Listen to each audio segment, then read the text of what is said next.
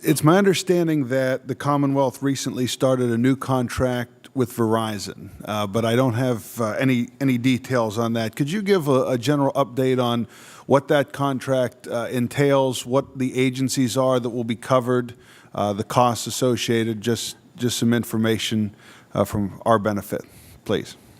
I'll take that one. Yes, thank you for the question.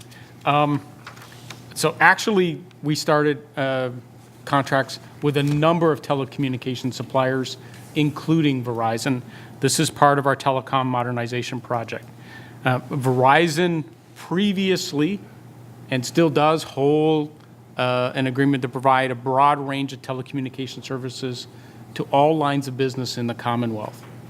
And we are transitioning from that single agreement to multiple agreements in a portfolio of services. Verizon is one supplier in that portfolio.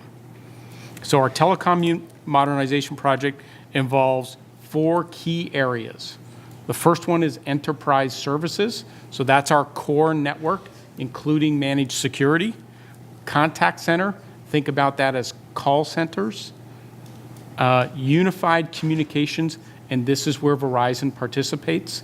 So think of unified communications as phones on people's desks.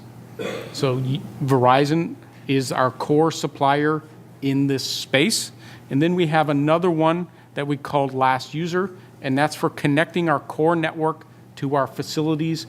We call that last user, and that's a marketplace of services that drives competition, and we hope lower prices. I think some of the numbers we provided on forecast telecom costs give us some indication on where we're headed. So Verizon is participating in 2 areas: unified communications, phones, and last user, connectivity to facilities. And which agencies does this new modernization project entail? Almost every agency in the Commonwealth. Okay. And where are we at in that process? In other words, just beginning, somewhere in the middle? Have there been any issues that you've seen thus far? The agreements to start the modernization process were put in place in January of 2018. In July of 2018, we successfully cut over to the new supplier for our core network and our managed security services. We are about 70% of the way through the contact center transition, and we are about 30% the way through transitioning to the new phone agreement. And speaking of modernization projects, how is the one coming with our unemployment call centers? Because obviously that was, we had many hearings on Labor and Industry Committee. There were a lot of problems that we found with some of those contracts and issues that we were having. So what I heard it mentioned earlier. So could you give us an update specifically on the UC call center projects? Yes. There is a project currently active to modernize unemployment compensation benefits business processes.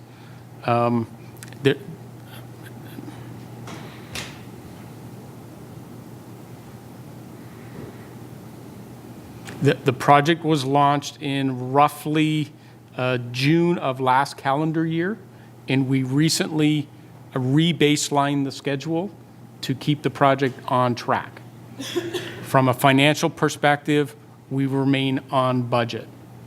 Part of the project involved adapting business process to a packaged software solution.